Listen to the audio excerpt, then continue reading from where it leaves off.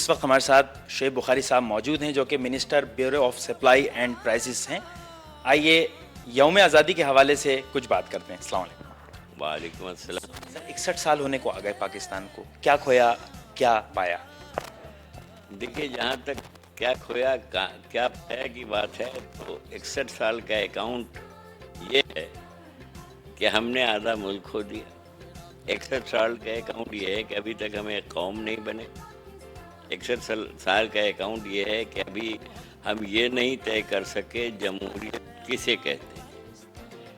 کوئی کہتا ہے کہ یہ جمہوریت نہیں ہے بلکہ یہ چند لوگوں کا ایک گروہ ہے جو حکمراں ہیں. حالانکہ ابھی جو 18 فروری 2008 کو جو الیکشن ہوئے, انٹرنیشنل مانیٹرنگ سیل نے بھی ان الیکشنز کو چند نیشنل اسمبلی کی سیٹیں یا پروونشل اسمبلی کی سیٹیں, یعنی پورے پاکستان میں شاید ڈسپیوٹڈ ہوں کہ وہاں کوئی ایسی بات ہوئی ہے, ورنہ بہت بہتر انتخابات ہوئے ہیں, امپارشل ہیں, ٹرانسپیرنٹ ہے اینڈ فیئر. یہ انٹرنیشنل وہ یہی رائے ہے. اب کھونے اور پانے کی بات یہ ہے کہ تعلیمی میدان میں ہمیں جو ترقی کرنی چاہیے وہ ہم نے نہیں کی.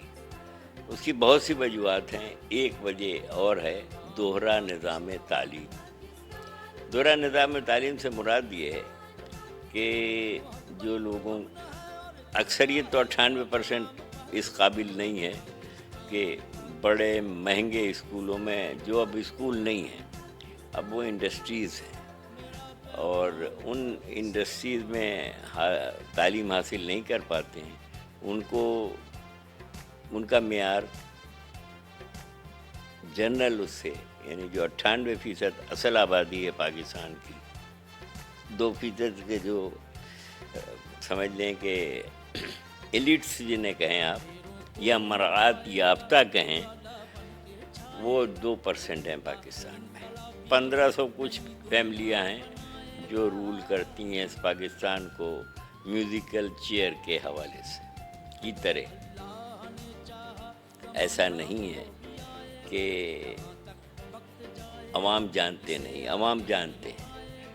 مہنگائی بڑھی ہے, یقیناً بڑھی ہے, تنخواہیں بھی بڑھی ہیں, یہ بھی ہوا ہے, لیکن جو ایک اطمینان, ایک مطمئن اور ایک قوم کی حیثیت سے پاکستان کو ہونا تھا, کیونکہ یہ پاکستان بنا تھا ان مسلمانوں کے لیے جو انڈیا میں نہیں رہنا چاہتے تھے. جو رہنا چاہتے تھے آج بھی رہ رہے ہیں, اور اقلیتی صوبوں کے لوگ زیادہ یہاں آئے تھے ہجرت کر کے, بڑی قربانیاں دے کر, 20 لاکھ جانوں کی قربانیاں دی تھی. لیکن اب گزشتہ 2.5 سال سے ساری دنیا ہی بدل گئی. یہ بات صحیح ہے کہ 9/11 یعنی 9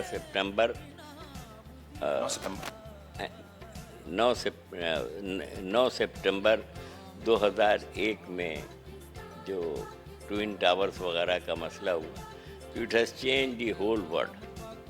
سب سے زیادہ ایفیکٹ ہمارے پاس پڑا کہ صحیح یا غلط,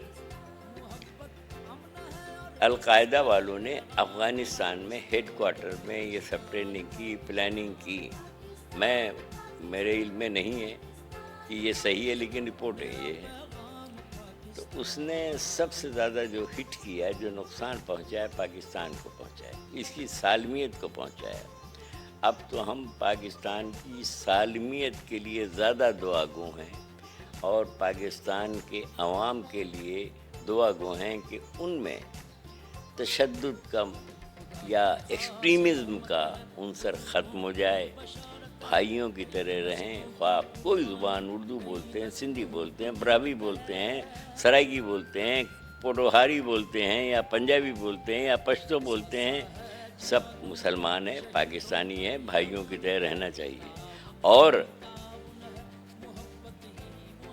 اسی کو مذہب کے حوالے سے مسلک جسے آپ کہہ لیں کہ اہل تشیع ہیں، اہل حدیث ہیں، دیوبندی ہیں یا بریلوی ہیں، میری اپنی یہ رضاکارانہ میری دلی خواہش یا میرا ضمیر کہتا ہے کہ فلاں مسلک سے منسلک رہیں، تو اس میں کسی دوسرے کو حق نہیں بنتا ہے. اگر وہ بھائی ہیں، اگر وہ پاکستانی ہیں، کسی دوسرے کو حق نہیں بنتا ہے کہ وہ یہ کہے کہ نہیں جناب یہ مسلک صحیح ہے. مسلک کیا صحیح ہے کیا غلط ہے، نماز ہاتھ چھوڑ کے پھیلنا غلط ہے یا ہاتھ باندھ کے پڑھنا غلط ہے، یہ سب باتیں اللہ کے لیے، نماز اور روزے اللہ کے لیے ہوتے ہیں، یہ کہا جاتا ہے. اور نماز روزے جب اللہ کے لیے ہوتے ہیں تو یقیناً اللہ ہی فیصلہ کرے گا کہ کس کی عبادات اس نے قبول فرمائی. ہمیں ایک دوسرے پر تنقید نہیں کرنی چاہیے. ہمیں ایک دوسرے کو اگر وہ سمجھتے ہیں کہ صحیح ہیں تو تبلیغ کریں، آسانی سے سمجھا کے بیٹھا کے بھائیوں کی طرح حکمت عملی کے ساتھ. حکمت عملی کے ساتھ کریں وہ.